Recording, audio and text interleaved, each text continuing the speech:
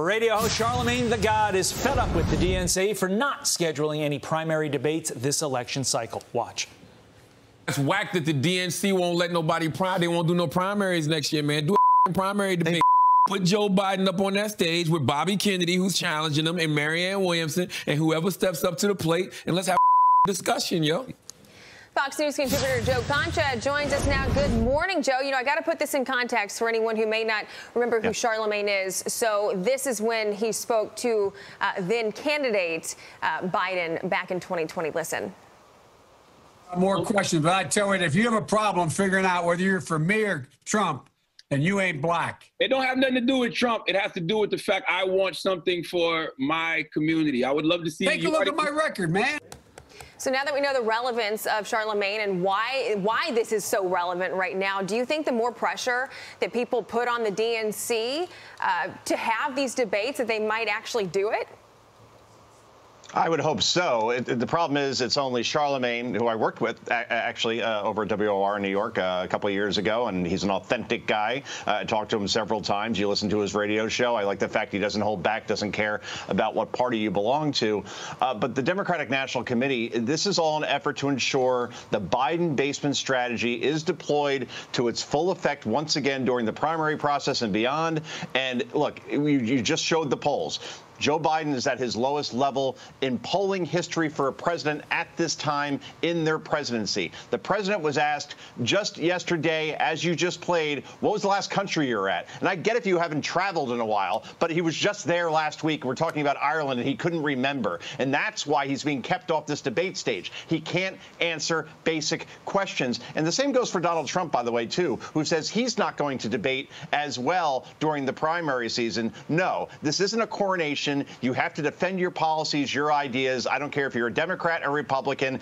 You cannot have this process without debating your opponents. Both the RNC and the DNC should stand up and say, we're going to hold these debates for all candidates, and you all must show up. But I have a feeling that's not going to happen because we're in a coronation process, not an electoral process, it appears, at this point, guys. So we don't know if we're having presidential debates. We don't know if we're having vice presidential debates. And if so, this would be rich. Vice President Kamala Harris listing K-pop boy bands and the Netflix show Squid Games to highlight the cultural ties and intertwined history between the U.S. and South Korea, literally in front of that nation's president. Watch. South Korea and the United States, as the Secretary has mentioned, also share strong cultural and people-to-people ties.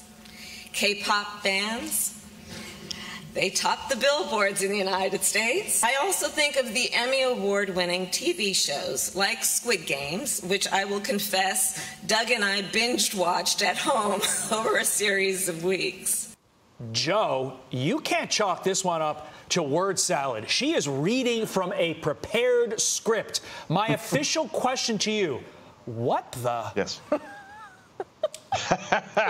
Oh, shut the front door, right? I mean, what can you say, Todd? She has an authenticity problem, and she's just so profoundly awkward to listen to. And this is why Joe Biden is running, by the way, because the whole plan originally was Joe Biden runs, and if he wins, he only stays there for one term because we can't have an 86-year-old president. And now Kamala Harris isn't the plan B, so that's why Joe Biden is forced now to run because he couldn't hand over the baton. Let's put it this way. If we had a George H.W. Bush as vice president, as he was under Ronald Reagan, that's an easy baton to pass over to because you could see that person as president, and obviously George H.W. Bush was president. Kamala Harris, even Democrats cringe at the thought of her being the president of the United States. Could you ever see somebody like this standing up to Xi Jinping, China, Vladimir Putin, or just basically steering the economy or handling the border crisis, which she was in charge of?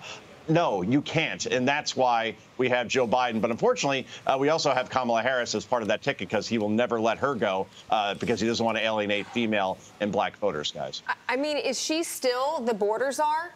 Is that even a thing for her? I mean, it's a serious question because she's been tasked with all of this, and now the White House is tasked with trying to reboot her I guess, if she is, to the United she'll States. get Jason Bateman up on stage and say, Jason, I've seen Ozark, so that's why I can be the border czar. If you're comparing the two, that comment was insane. Joe, thank you. Have a great weekend. I'm Steve Doocy. I'm Brian Kilmeade. And I'm Ainsley Earhart. And click here to subscribe to the Fox News YouTube page to catch our hottest interviews and most compelling analysis.